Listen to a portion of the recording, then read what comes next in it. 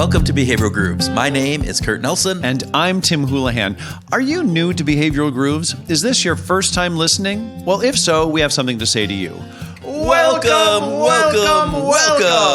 We are so glad that you're giving us a listen no matter where you live. Behavioral Grooves will treat you to interesting and insightful conversations with researchers and practitioners of behavioral science, followed by a grooving session where Kurt and I reflect on what we learned from our guest, and we end each episode with the ever-popular bonus track where we recap the most salient points in our discussion. And Tim, don't forget that in addition to researchers and practitioners from around the world, we also talk to accidental behavioral scientists. Bing. They're the people who are doing really great things with the principles of behavioral science, but don't really necessarily know all the terms or why it is that those things are working. Yeah, well, okay, good reminder, Kurt. We've had some outstanding discussions with accidental behavioral science, and there's a lot to learn from them, too. Before we get started with our guest, I want to mention a very cool event that's coming up in Los Angeles that might be of interest to some of our new listeners and our long-term listeners as well. It's the Neuromarketing World Forum happening on April 1st through April 3rd at the Millennium Biltmore in downtown LA. There are many great speakers this year, but the first you should note is Antonio Damasio, who has revolutionized research in neuro decision-making. Yeah. And one of our favorite Behavioral Groove podcast guests, Mr. Roger Dooley, is headlining the event. Yes. Tim will be there to record some interviews with some of the speakers and potentially with some of the guests that are hanging out there as well. So we'll have an episode highlighting the event sometime later in April. There will be links in the show notes today if you are interested in attending. Hey, by the way, if you decide to go, hit me up on Twitter so we can connect while we're there. Yeah. And your Twitter? @THoulihan. Perfect. All right. Also, we'd like to say something about how Behavioral Grooves finds new listeners. For all those new listeners that are listening now, but also the new listeners that will listen in the future. You know that we don't have any advertisers. Which people might enjoy, by the way. Of course, if you're interested in advertising, we'll have you advertise with us as well. That'd be great. We would love that. So if you're interested in advertising to all these great behavioral science advocates, give us a call. No, but we don't have advertisers now. So we rely on our listeners and search engines and social media to get the word out about behavioral grooves. Yeah, so a big part of this story is that Apple and other podcasting services use algorithms to determine which podcasts will be returned in the searches, right?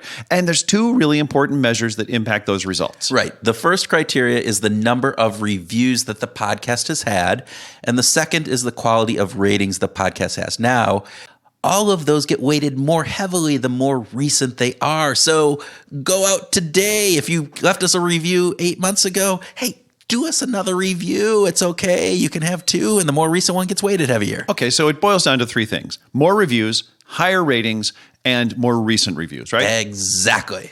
Okay, so Behavioral Grooves will show up in searches by people who are interested in finding podcasts about behavioral science with your help. That's the bottom line. So we would really appreciate you taking a very, very small moment of your time to give us a rating or leave us a short review. That would be super appreciated. And thank you in advance for your support. But now it is time to turn our attention to our guest.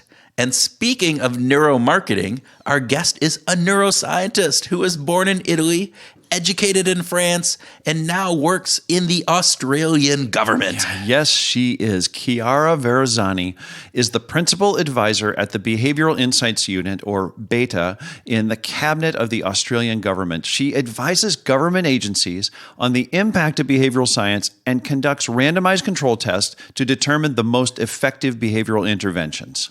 Our conversation with Chiara was amazing. She blew us away with comments about the way our brains calculate the ratio between effort and reward, and why most behavioral science interventions are relying on what she called old school methods. Yeah, it's also a terrific conversation about music. For her reference group of artists are amazingly talented, but regrettably no longer living. Well, aren't most of your playlists dead too, or at least almost dead, or not entirely? being held in a state of, Suspended animation through all the drugs that they took. And there is so much great music that deserves to be listened to that was recorded before 1980. I'll give you that. Okay, so with that, sit back with a glass full of neuroscientific inquisitiveness and listen to our conversation with Dr. Chiara Varazzani.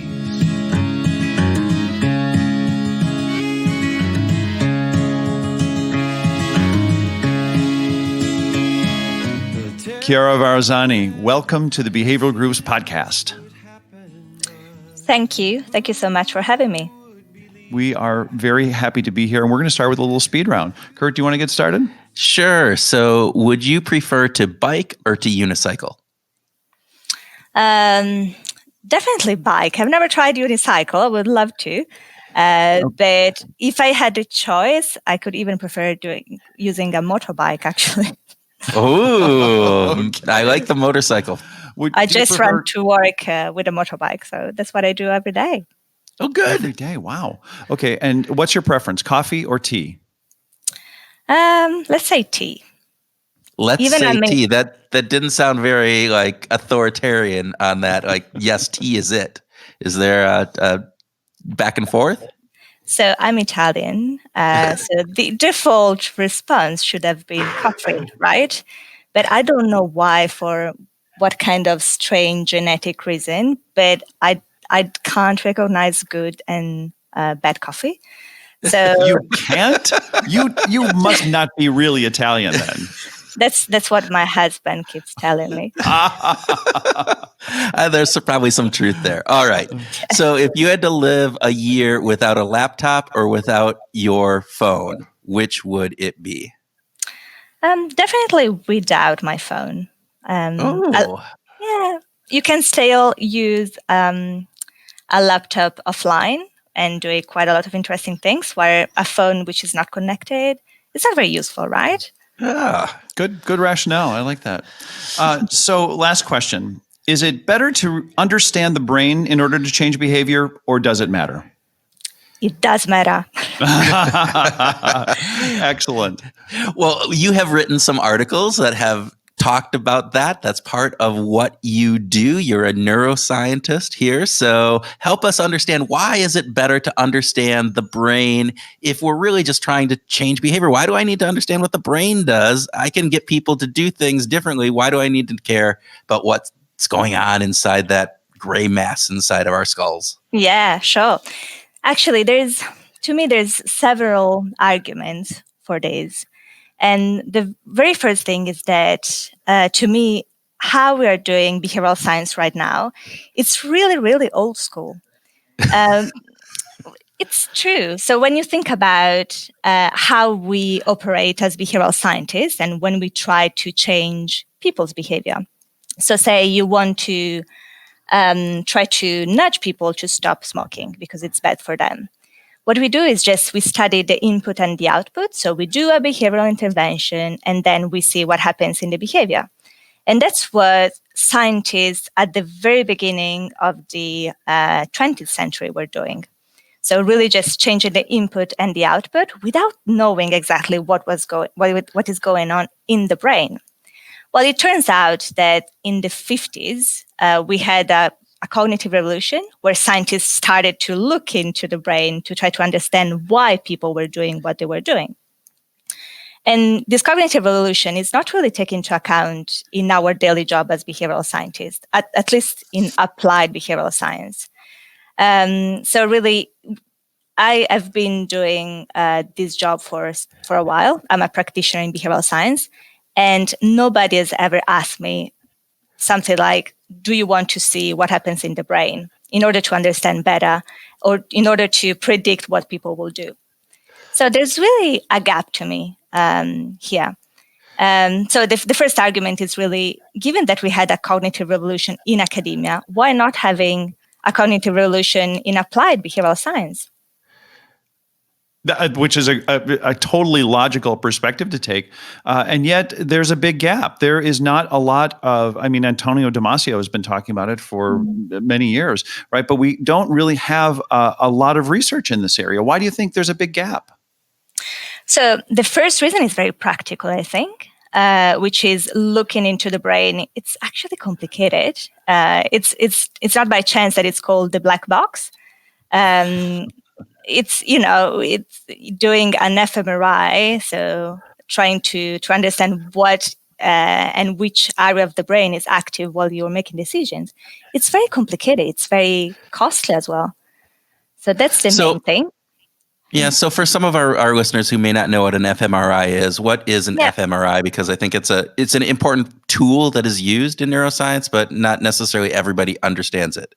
Yeah, it's the main tool that we can use nowadays, especially to know how people make decisions with the brain. So it's basically just looking at what are the activations in specific brain areas. So especially for the cortical part of our brain. So cortical areas, meaning the surface of our brain. If you want to go a little bit deeper and try to understand what's going on, for example, in subcortical area, so in very deep areas within your brain, you will use other techniques. Like you will need an electrode in the brain, which is not something that you can do very easily. We tend to use animals for that. No, thank goodness. Yeah. but there's still this issue of observing behavior while you have these electrodes deeply planted in the brain. So there's a lot of challenges with the research. Exactly. So we are talking about very invasive techniques. Mm-hmm. And, especially because as a behavioral scientist, we just want to observe people and change their behavior in a natural environment, right? So using these kind of techniques in daily life, it's not something that we can do right now. Yeah, nudges are easier, really, in that regard. Absolutely.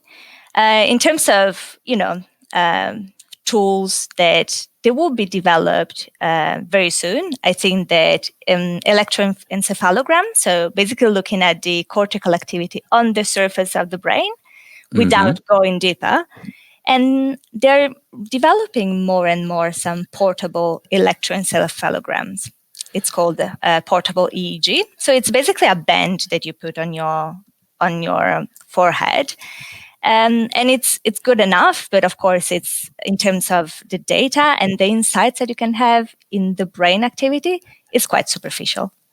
Okay, so but moving forward, right now there's a cost associated with it. There's an invasiveness that's associated with it. So some of the reasons why it may not be as prevalent as we would like it to be are because of that. But hopefully, in the future, we're getting more sophisticated, more portable type of measurement instruments that maybe don't cost as much at this point, may not be as sophisticated, but we're getting there. And do you see that revolution happening in the next 10 years? Is it the next 20 years? Where do you see it where this is just going to be so easy to do that that nobody will, not have a brain component as part of their behavioral science research? I really think that the revolution is already happening, and it's mainly driven right now by business interest. So if you look at all the new apps trying to help people to go to sleep, there's a lot of new apps and very portable and quite cheap technology that can record the brain activity of the people just because there is a real business interest in helping insomniac people, because there's so many insomniac in the world. I'm one of them. Me too. I'm right there with you. I'm so sorry to hear that. Same here. Right. And then going back to your question, really, another thing that to me it's really important, another argument to say that the brain is actually really important for behavioral scientists, is to look at brain changes and not only behavioral change.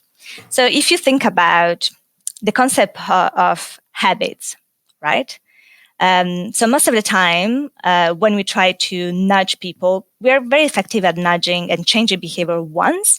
But when we're talking about very difficult behavior, so for example, smoking, it's quite difficult to use just behavioral science techniques without knowing what happens in the brain.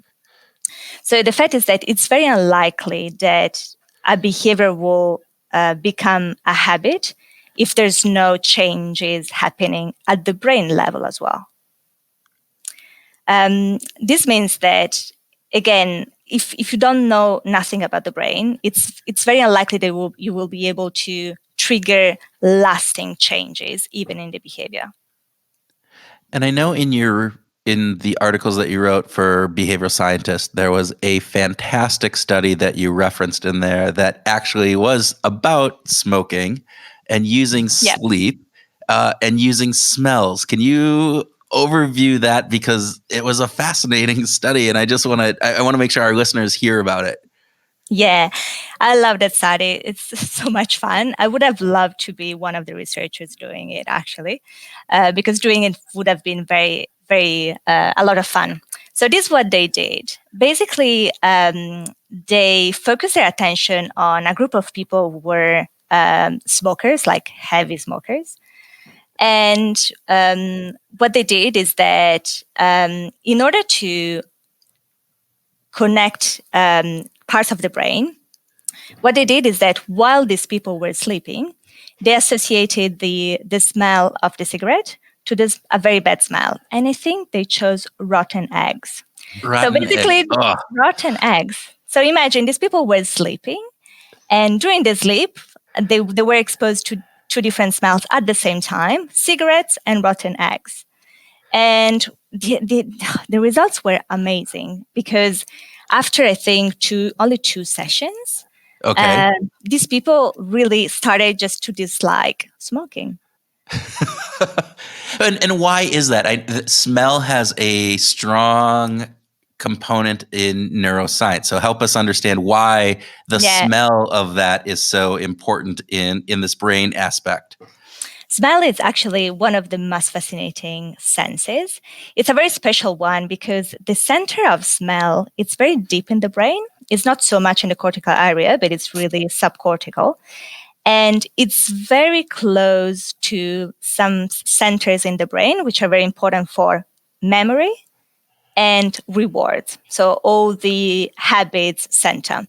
It means that basically there are an overlap of areas in our brain, areas that are coding for really the reward of smoking and the reward of anything. It could be drug, it could be sex, it could be alcohol, any kind of addiction. And it's very, very close to the center of the sense of smell. And so by basically, what we are calling this is basically hacking the brain, really. It's strange to say, but we are not robots, of course. But in this case, it's really amazing that by just associating 2 smells, people were able to just stop having that impulsion to smoke. Yeah, that is amazing. That by connecting to something so deep in the brain, that it had this profound effect. Yeah. And of course, and we've known for some time that there are that the addictive properties of nicotine are brain centered. So it seems like it took a long time to get the behavioral side of the house to connect to the neuroscience side of the house, given the fact that we've known both of these things for some time. Exactly. And really another thing that it was pretty amazing in this study is that the behavioral change was lasting.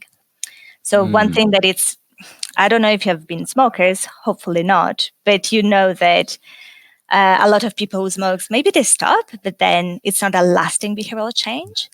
Well, if you're able really to hack the brain and change a little bit the brain structure, it's much more likely that the behavior will last. And it's one of the main, challenges for behavioral scientists nowadays to make lasting behavioral change.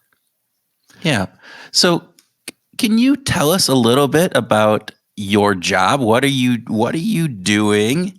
And then I know you're working on some interesting research of your own. So help us understand, first a little bit about what you're doing over there in Aussie land, an Italian over in Australia or down under, and then what you're doing, some of the research that you're working on that you can share with us. Sure. So let's start with why am I in Australia, which is an interesting That's a great place question. to start. That's a good mystery to solve. Yeah. So originally I'm from Italy, and I spent most of my adult life in Paris for studying. And then I moved to the UK, working for the behavioral insights team. And then I spent 1 year traveling around the world in Africa and South America with a tent. And during that period, I received, it's probably the most interesting thing that I have never done in my life. So much more than any behavioral science project. Oh man, that sounds fascinating. Anyway, we will talk about that some other time. So when we were in South America, I received quite a lot of job offers. And at a certain point, I saw this job posting for Australia. And it turned out that Australia is mainly, I think, one of the best places in the world right now to be if you want to be a behavioral scientist applying behavioral science to public policy. So they have the biggest behavioral economics team embedded in government, and it's the biggest in the world. Wow. It's larger than the London team? So the London team, the the behavioral insights team, where I worked as a research fellow in back in the years, it's actually not in government anymore. Yeah, they took it out. That's right. So they spun off quite a long time ago. And basically now they're still working a lot on behavior and on public policy, but they're not into 10 Downing Street anymore. They're not in government anymore. Whereas in Australia, the BIT is actually inserted into the government. You're actually a government employee. Correct. Right? So I joined that team, which is called BETA for short. It's Behavioral Economics Team of the Australian government. And when I joined, really, there were more than 30 people. And I think now they're even bigger. So it was great because then you have really the opportunity to change things from inside, which is amazing. And after almost 2 years at BETA, I then moved to a state government. So BETA was at the federal level, so basically doing all the policies for an entire Australia. And then, given that I wanted to move to Melbourne, I joined the same, a very similar team, but working at the state level jurisdiction, in the state of Victoria. So my job, I'm a principal advisor, and my job is basically overseeing all the work done in the team, which is mainly two different things. We provide a lot of advice to government on many different things. So it's a very fast-paced work on any kind of subjects. It could be crime prevention, it could be education, health, any kind of. It could be even, trying to contain the fires recently. Mm-hmm. So it could be really on so many different things. So this is the first stream of work. And the second stream of work is much more long-term. So we run experiments. We always try to run randomized control trials. And I think, just in the last year, we were running, I think, more than 15 randomized control trials at the time. Wow, that's fantastic. That's terrific. And those, again, are looking at some of these other aspects that you give advice on. Is there on crime, health, education, those types of aspects? Great. Yeah. Can you share? I know that a lot of the work is specifically for the government's use, but is there something that we could talk about that you could share? Absolutely. In any of those RCTs. Yeah, we published our report 6 months ago where we try to share as much as we can our work. And this is available online. Anybody can have a look. Maybe I can start with one example in that report, which is quite successful. So one problem that we have, and it's shared in many different countries, one problem that we have in Australia is that for hospital appointments, so we're talking about public health, sometimes people don't show up. And given that it's free, the incentive to cancel or reschedule the appointment are very low. The fact is that for every missed appointment, we're talking about more than $100 lost for public health. So really what we try to do there is just to convince people either to cancel, to reschedule, or to attend the hospital appointments. So what we did is that we sent letters to patients. And one thing that we did is that, given that the hospital was very complicated, we added an app and we simplify completely how people could actually get to the hospital appointment. And it was a very simple intervention, but the results were pretty amazing. The percentage was pretty high of people coming, meaning that in terms of as well return on investment, we were able to save millions of dollars for government. Wow, that's just terrific. By sending one letter. Right. So looking at that letter and looking at adding the map into that, what was the hypothesis behind that? And then what were you anticipating? Why adding the map? What does that do for people in order to get them to come to the appointment or to cancel or reschedule? Yeah. So two main things. One, a lot of people actually, they forget about their appointment. They just don't know. So the first theory of behavioral change there is just a mere and simple reminder. This is the first thing.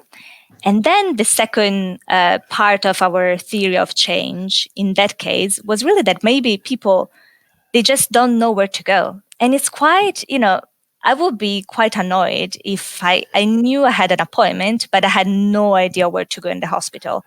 And in that case, we were talking about a very big hospital where people get lost quite often. And so, we just try to help people, and we try to remove the friction cost of not knowing where to go and just making things easier for people. Yeah, reducing friction is an important part of behavior change, isn't it? Yes. And even making good on the commitments that we've already made. I mean, these people made their appointments themselves. They must have had some kind of healthcare issue that caused them to say, I think I need to see a physician. I need to see a doctor.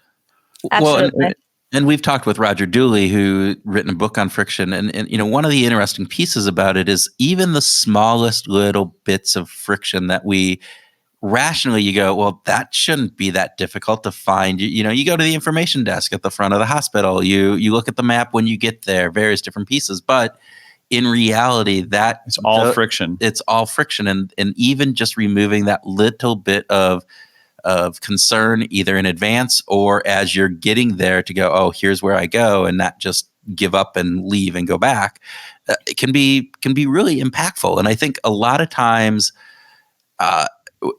people in business, people in government, people who are doing these types of things don't realize the impact that even little pieces of friction can have on people's behavior. So absolutely, that's interesting. Yeah.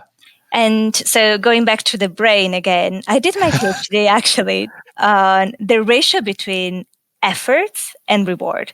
So effort is really, it can be a friction cost. The effort of trying to find your way into a complicated hospital maze.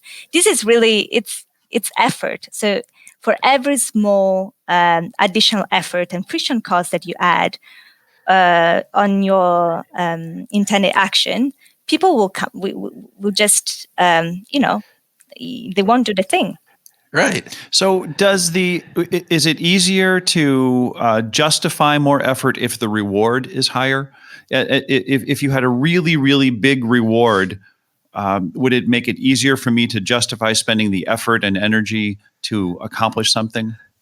Yeah, what we discovered during my PhD, and other researchers are working on this as well, is really that the brain computes the ratio between the reward. So saying in that case, having a specialist appointment in, ophthalmology. So this is your reward, and the effort that you have to spend in order to get to that reward. In that case, would have been, getting lost, and potentially not finding your way and having to deal with annoying people, etc., etc. All these kind of friction costs.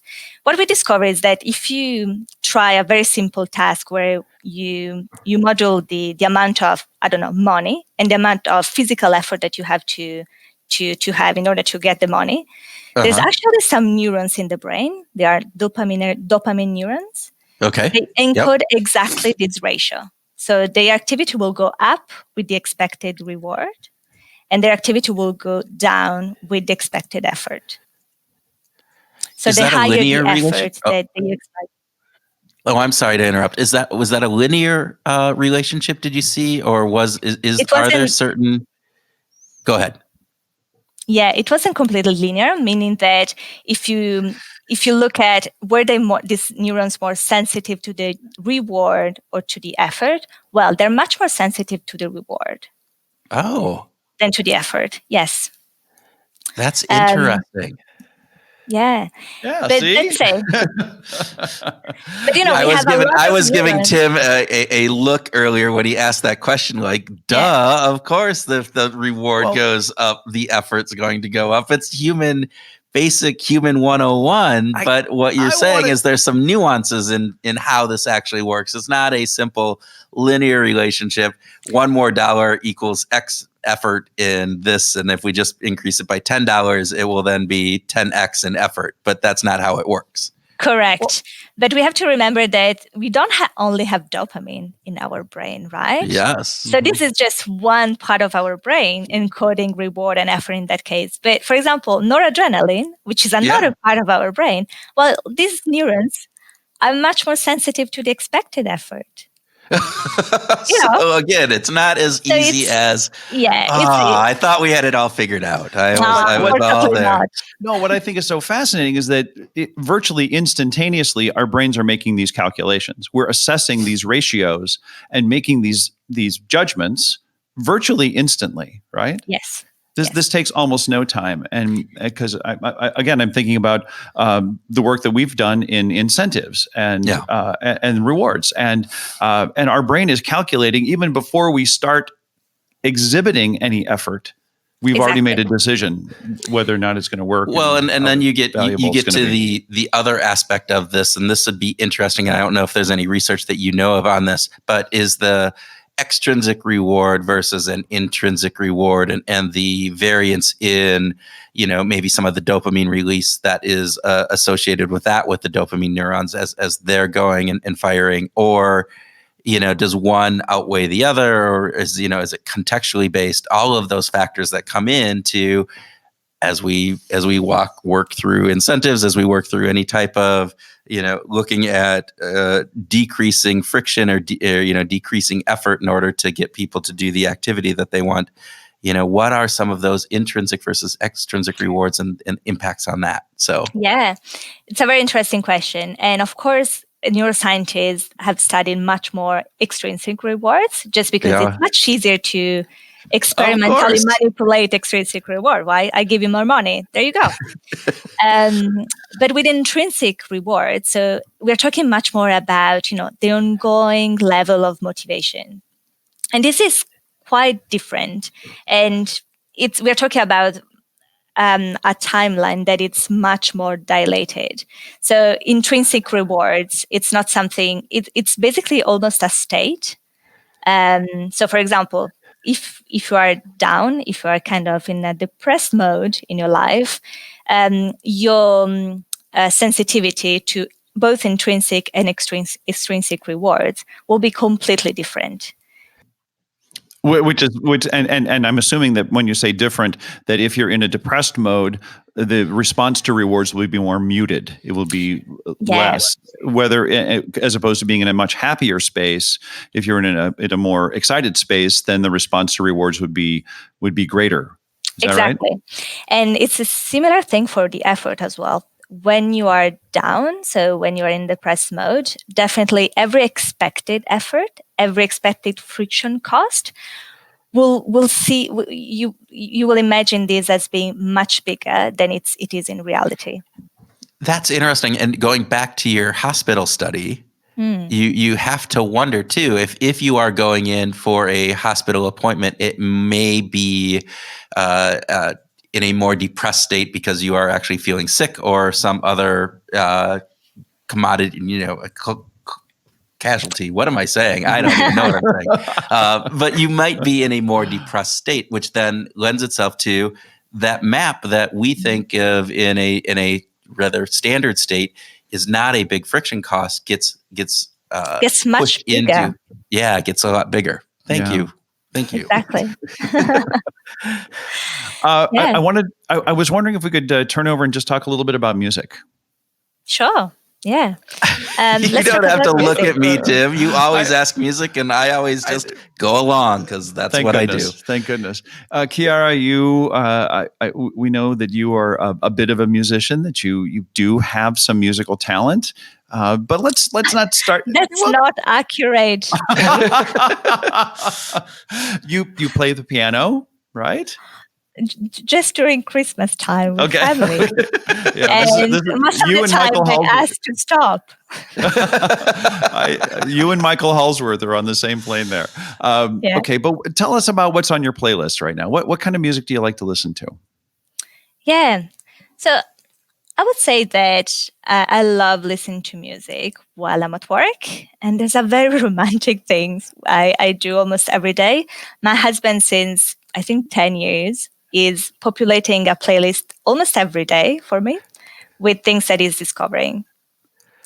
And wow, that's cool. So you're not choosing it. He's curating the list for you. I would say so. The fact is that he has very good music tastes, and we really share a lot in terms of what we like. So most of the time, I'm happy about what he chooses. So this is one thing that I do, but sometimes, I get a little bit bored around having someone else choosing my music. So I rotate between, I would say, 3 main singers. Okay. And who are they? So so I speak Italian, French, and English. And what I try to do is to rotate between Leonard Cohen, Jacques Brel, and Fabrizio De André. So there are 3 people who are actually, they're all dead now, unfortunately. And it's just their music is just amazing. And I'm always happy to listen to them. Well, honestly, I haven't heard anyone say, wow, I listen to a lot of Jacques Brel let's say ever. Maybe since college. Yeah, I think that's pretty amazing. I'm a little bit old school. Yeah, I would say. I would say very, but not as old school as, by the way, you are the 4th Italian behavioral science researcher that we've talked to. We've talked to Silvia Saccardo, Francesco Gina, Cristina Bicchieri. And we love them all. They're all terrific, but they all mention that they listen to opera, of course, because opera. I don't listen to opera. Sorry, you don't listen to opera. No, never. Wow. Okay.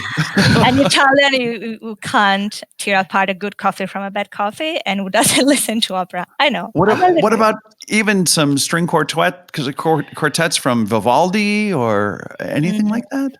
Not really. Wow, this is a day in infamy. Okay, well here's a question for you.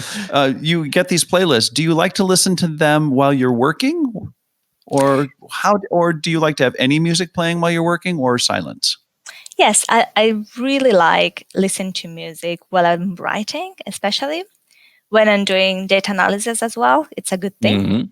Mm-hmm. I would say that for me the language is quite a thing. So I can't really listen in French or Italian if I try to focus a lot, just because, in my brain, French and Italian are really immediately encoded in a way. So I tend to listen in English or any other languages, actually. That's fascinating, because I would assume that because you are, translating those languages or having them encoded right away, it would be almost a dual, like you're doing dual task at this. Yeah. So but actually when it's in a foreign language, you can just ignore the lyrics, right? Because then it becomes another instrument, right? It is literally just which is what I think of when I listen to French music, so it's it's beautiful. It has a nice element of harmony or whatever it is that goes along with that music. Well, and is that part of the point, that when you're working you don't want to be distracted by the words, or because the words themselves become distracting? Definitely. So I found that for working, music without any words, without nothing, or as well like electronic music or music in another language, it's very helpful. Oh, do you have any artists that you'd like to share with our listeners that you're fond of? Yeah, so I think recently I'm listening quite a lot. An artist who's from the Sahara region. I think he's from Algeria, and is trying to combine music from basically music they play in the desert in Sahara with electronic music. And I think his name is Bombino, if I remember correctly. We will look that up, and we will make sure that it gets put into the show notes, and we'll have a link. Bombino, is really great. It sounds fascinating. It sounds absolutely fascinating. Love hearing about new artists. So do you also curate your own playlists? And I'm wondering if you use any of those playlists for priming for particular events in your life. That's a good question. So I have a 6-month-old baby now. So unfortunately, congratulations. Thank you. Congratulations. Get an insomniac already and a 6-month-old. Those are two things that don't go well together. Or maybe they do, because you're already up. So exactly. So one thing that we do is that we try to put together playlists with music we think she likes. So sometimes we have very random playlists without any sense of continuity. So you can jump from The Wheels on the Bus to Jacques Brel, in a matter of seconds. All right. So your husband curates a playlist for you that he's been doing for a long time now that you are, aligned with. Do you reciprocate in that? No, it's just a one-sided way. Yeah, I did it for the first couple of years. I think we had a playlist that I was curating, but now it's much more into it. Which happens. And so, is your daughter a Jacques Brel fan? I think she prefers The Wheels on the Bus, to be fair. Oh, that's terrific. As most 6-month-olds do. There you go. That's right. All right. Well, thank you. This has been fascinating. I think our listeners will enjoy this. And so thank you so much. It's a real pleasure. Yeah. Thank you, Chiara. Thank you. That was great. And looking forward to listening to other episodes as well. We are big fans here in Australia. Yay. All right. Thank you. Thank you, guys. Welcome to our grooving session where Tim and I groove on what we learned from our Behavior Grooves interview, have a free-flowing discussion, and whatever else comes into our old school brains. Did you just riff that, or did you read from a script? Honestly, it looked like you were just totally riffing it. But I read from a script, damn it. Because you didn't put it in, but I copied and pasted and put that up. You think my brain is that good? I do. You know better than that. You're the PhD. I'm the PhD, but you have the kiki brain. I have the boo-boo brain, boo-ba brain. You know that. Yeah, all right. Old school. Yeah. Old school. Well, let's start there. Is that like Old School, the movie? No, I don't think so. Oh, okay. No. I loved that Chiara instantly, went to saying, we have new technology that could help us understand behavior change better in the world of neuroscience. And I think that she's claiming that it's underutilized right now. but that we're just missing out on a big picture if we're not studying what the brain is doing between the input or the intervention and the output. Right, between that stimulus and the response, what happens inside of the brain. Yeah. And again, I think we talked a little bit about, why some of the reasons that wasn't happening, the costs and the impracticality of getting in an fMRI. Right. But with the advent of some of these newer, more mobile, smaller, less costly ways of measuring some of that neuroactivity, I think in the future, it is definitely something that behavioral scientists need to do, and not be stuck in our old school ways of just trial and error, which is, again, those are good ways. It's not saying that they're incorrect. It's just saying it's just incomplete in her mind. Incomplete, and let's add that extra layer of understanding, because there might be some insight that we get from that neuro perspective that lends itself into making that behavior change or that behavioral science insight even more powerful. Right, because she even went so far as saying that habits aren't going to be created unless we really understand what's going on in the brain. That a simple nudge doesn't necessarily create a habit. Yeah, we've talked about changing the position of the cookie jar in the cafeteria, moving it from the front to the back, doesn't actually change the habit of I like cookies. All it does is make me less likely to buy a cookie at lunch. At that point. And so there's a lot of behavioral science that works on establishing habits, and we've talked about when-then statements and various different things. But understanding why those things work at a neurological perspective can probably help us create better interventions to ensure that those behavior change initiatives, either done through a nudge or some other type of intervention, actually have staying power. Yeah, definitely. Okay, you were fascinated by the smoking cessation study, weren't you? I was fascinated by a whole bunch of stuff in this conversation. That's true. But yeah, the smoking cessation and using sleep and smell. Yeah. Or smell while you sleep.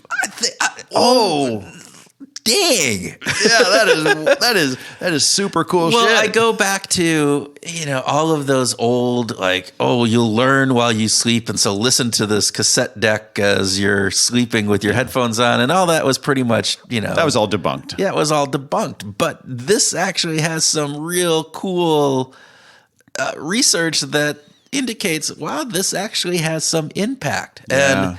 And I think part of it, as she mentioned, is that smell goes to that really deep part of our brain, that reptilian part of our brain, that it cuts through some of the prefrontal cortex aspects that are there. And so in our sleep, it connects those two pieces together. So, wow. This is one of the things that I love about the work that we've done in incentives and the incentive research is because rewards connect to that very, very old part of our brain, that reptilian brain. And so it gets me to think, what would it be like if we somehow connected smell to rewards? How much more powerful could they be? They could be really more powerful. Would it be cool? Yeah. Well, think about that. Smell takes you back, right?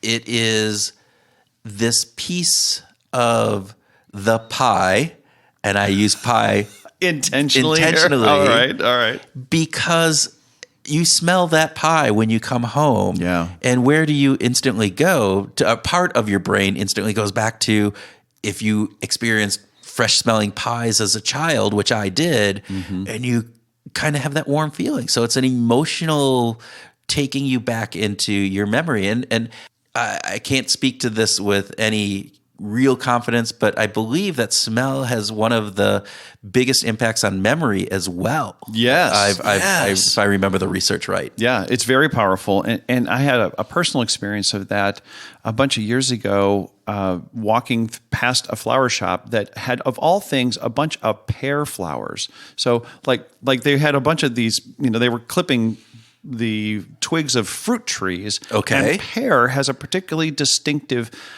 smell to it. Okay. Right? And I grew up on a farm where we had wild pear trees. Right. And so instantly, without even thinking, I'm walking past the door of the floral shop, and the pear smell came in, and all of a sudden I was taken back to my childhood without even connecting it to, oh, that smells like pear. Oh, so I must be thinking. No, it was just all of a sudden I had this memory of walking along the hillsides near these pear trees. And I thought, why is that? Okay, so Powerful stuff. Going on to the incentives, how would that happen? What would you have the fresh smell of money? No. It would have to be non-monetary. Non-monetary. Right. And would you use that as part of you get a scratch and sniff to help you get excited about and motivated up to the program? Maybe motivate you to set the goal. It could be something to make you feel comfortable and positive in your life. Well, I mean, think about Cinnabon and how they pump that smell out into the malls and the airports that you go into. They are evil because it works. It works. Well, it does. You're actually salivating over that smell, and so because it's good stuff. So can you tie an incentive with a Cinnabon thing, and then have that smell come? There you go. Or bacon. Bacon's a great. Or bacon. I don't know, just not too random because I love the smell of bacon. I think, but smells are a very primal piece. But her work, going back, Oh yeah. This is about Chiara. Chiara, and then that research. I mean, they're using it for really cool stuff, smoking cessation. Yes. And tying that horrible smell to, the smoking part. And so making that association fascinating in their brains. Yeah. So what can we do like every night? What should I be doing? What kind of smells should I be having to set my goals more or doing different things, I don't know, but but listeners, if you've got an idea, let us know. Yeah, that would be cool. Something else that was really fun to talk about was the impact of nudges and how. This is when we were talking about getting people to their doctor's appointments. Yes. And it's important to have the reminder. And in some ways, the reminder of, oh, guess what? You've got a doctor's appointment coming up is a duh, right? Because that's very common. Yet she found that it wasn't working as effectively until she started sending a map of how to get to the doctor's appointment. Right. That made a huge difference in getting people to show up. So it's understanding from a behavioral science perspective, what are those friction points that are getting in between my intention to do something and actually doing it? And one of those that, because of adding this map in, one of those friction points was not really knowing where I needed to go for that ophthalmology appointment. Right. And so it reduced stress and reduced friction, of course. Yeah.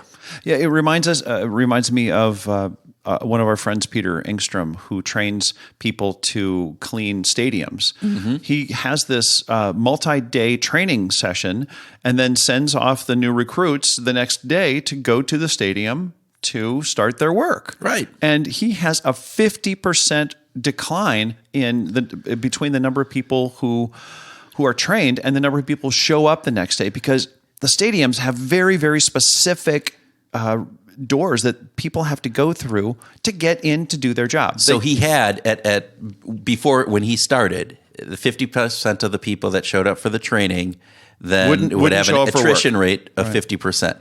But he adds in a map at the end of the training session. He hands them a map and says, "This is where you're going tomorrow," with a picture of the front door. The actual door that they have to go in. Because again, remember, these people are getting there prior to the event. Yes. Or after the event is done. So all the main gates are closed and they have a special door that they have to get in.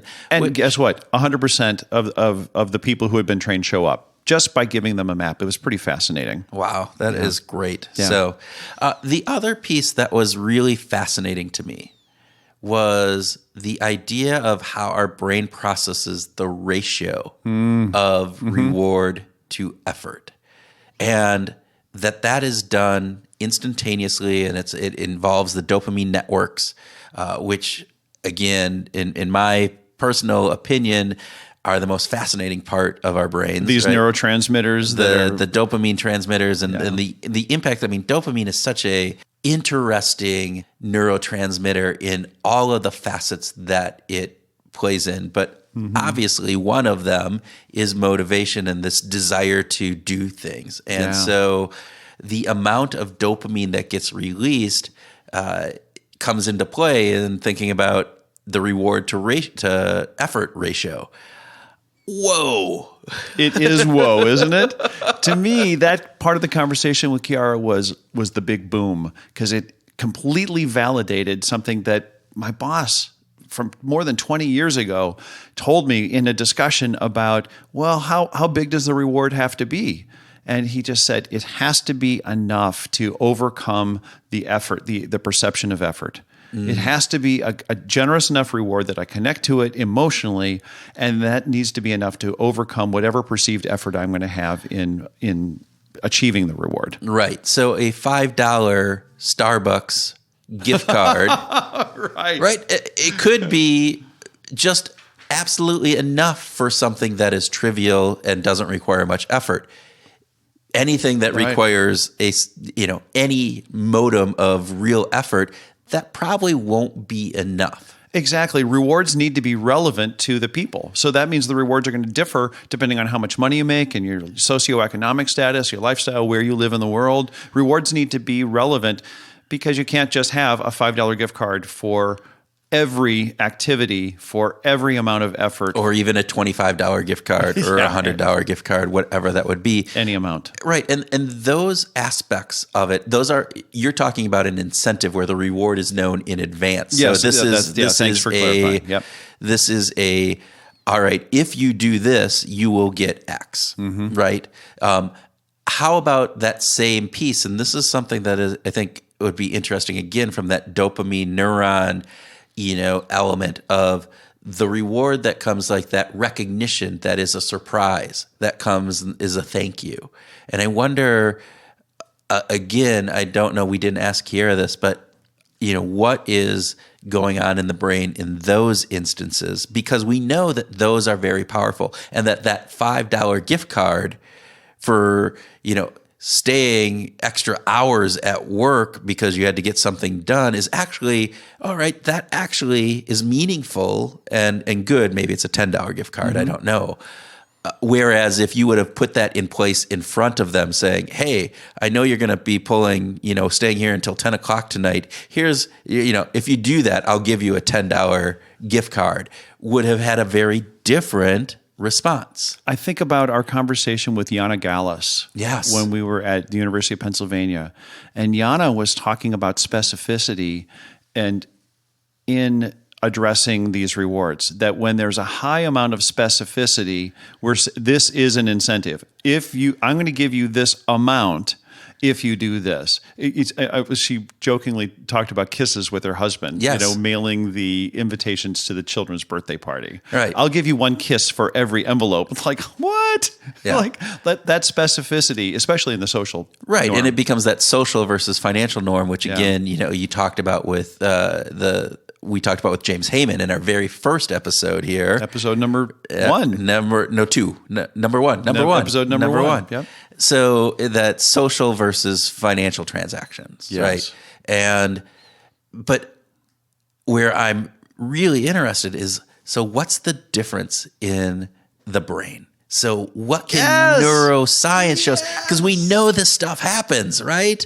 But we don't understand the mechanisms that make that happen inside of our brain. So I go back to the very first part, which is we're old school. We're missing it. We're missing this opportunity to understand why the same reward is very different from a brain neurological perspective. So wouldn't it be cool if Jana Gallus's work and James Heyman and Dan Ariely's work on the specificity and the social versus financial were all combined with a neuroscientist, so that we could get all the brain science going in between all these things. And I'm sure there's some things out there that we just don't know about. So if any of our listeners know, let us know, because we'd love to talk to those people and get that insight. But yeah, that's fascinating. So I have a musical question for you, Kurt.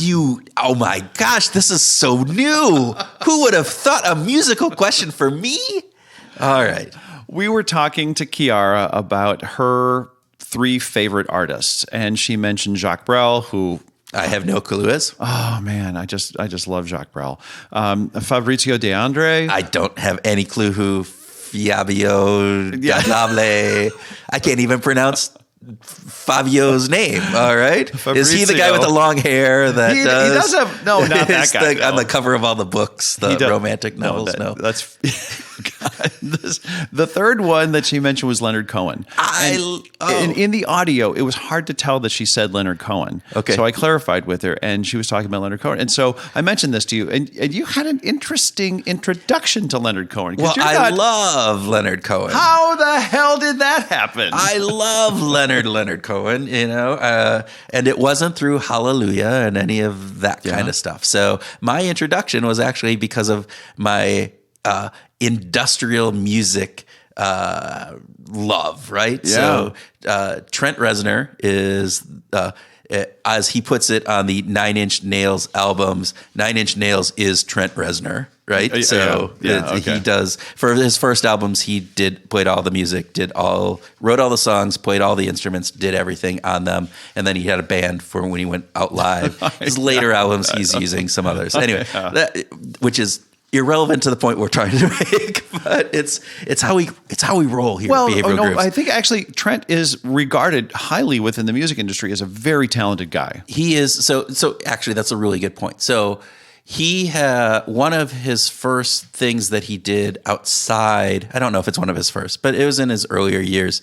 Is he did the soundtrack to Natural Born Killers, the Oliver Stone movie. Brutal. With Woody Harrelson and Juliette Lewis, right? Yeah. And on there, he included Leonard Cohen, so Waiting for a Miracle, and then what was the other? He had another Leonard Cohen song on there. I can't remember what it was. Oh, The Future. Oh yeah. Which, and he re-edited those. Yeah, remixed them, recreated them, redid them, and he did some, and he also redid like Cowboy Junkies, Sweet Jane. Yeah. And just some others, and along with some of his own, music from 9 Inch Nails and different pieces. But so that was what got me interested in Leonard Cohen. And then I started looking into more of his music. And back in the days when you had to buy CDs and albums, and I bought a whole bunch of them. And this soundtrack from Trent Reznor's movie production got you engaged in Leonard Cohen. Yeah. Back in the early mid-90s. See, I think that is so cool. That's a great way to learn about an artist that you weren't familiar with by hearing it from someone who's already familiar, right? This is a behavioral science thing, right? Yeah. You and I like you like somebody else, so I'll probably like them too. Yeah. Yeah. I think that's pretty cool. I'm so glad. Yeah. And Leonard Cohen, you like Leonard Cohen as well? I learned about Leonard Cohen from Judy Collins. And who is Judy Collins? So, okay. Quick explanation of who Judy Collins was. In the folk era, in the mid-1960s. Okay. Judy Collins was one of a handful of young women songwriters and performers who did a fabulous job with their guitar of reproducing folk songs. Okay. That she was a folk singer. And she ends up having a romance with a guy named Stephen Stills, who writes a song called Sweet Judy Blue Eyes that is a 7-minute tribute to Judy Collins. Okay. And so that song became I think I know who Stephen Stills is. Yeah, he recorded it with Crosby, Stills and Nash, and so some people know Judy that way. But Judy sang some Leonard Cohen songs. Oh. And Suzanne and a bunch of really great tunes. Well, but that's how I became familiar with Leonard, was through Judy Collins. Right. What's really interesting is actually after being introduced to him and buying some of the CDs, I actually bought some of his poetry works. So I have a couple of Cohen's books somewhere in the house back in the day when I used to read poetry. So you do listen to music that's pre-1978. You even read poetry pre-1978. I just say yes. I don't want to admit it. Just say yes. But there might be one or two. I listened to Cohen stuff that was at post 78, though. Okay.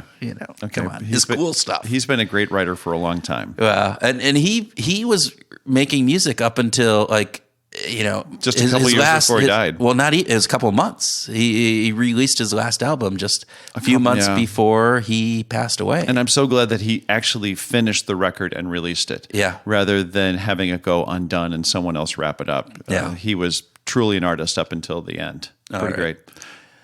With that, thank you, folks, and stay tuned for our bonus track that's coming up. This is Tim with the bonus track and groove idea for the week. We talked about 3 important things with Chiara, and the first is that behavioral science is still relying on old school techniques to develop behavioral interventions. Most of the work behavioral scientists do is to look at 2 things, the intervention and the outcome. And they usually don't look at what happens in between, and that's the brain. So by ignoring what's happening in the brain, behavioral scientists are missing a key component to making behavior changes that last. We hope that as neurotechnology becomes more affordable and more portable, the easier this will be to study. Second, we were surprised by how the simplest things can have big impacts on our behavior. Chiara gave a great example of adding a map of the hospital to the appointment reminder for patients visiting the doctor made a big difference. It reminded Kurt and I that every little reduction in friction can make a positive difference. As simple as the addition was, and as easy it may be to spot in hindsight, I have to ask, how often do you get a map included with any appointment that you make? Okay, on to the third thing. A very cool part of our conversation was how our brains use dopamine and noradrenaline in our decision making. These neurotransmitters help us make instantaneous calculations about whether or not we should take the effort to do something or not. In the world of corporate sales incentives, program designers need to be careful to ensure that the perceived value of the reward is large enough to outweigh the perceived level of effort required to earn it. Otherwise, participation and results will be weak. And that leads us to our groove idea for the week. Okay, I'd like you to think about what you're doing to reduce friction on the most important aspects of your life. It could be leading a healthier lifestyle or creating greater financial security for yourself. What are the little frictions that are getting in your way to getting on that treadmill 15 minutes or more every week, or increasing your weekly savings by another $50? If you can identify them, you can start doing something about them. Chiara's example of giving patients a map so they don't get lost was terrific. What could you do to smooth out some friction that might be keeping you from being a better you? Okay, with that, we have to thank you for listening because we like you. Behavioral Grooves doesn't have any advertisers, and we would be grateful if you could help us get the word out by recommending us to a friend. It would go a long way to expand the community of people interested in the applications of behavioral science. We hope you have a great week and keep on grooving.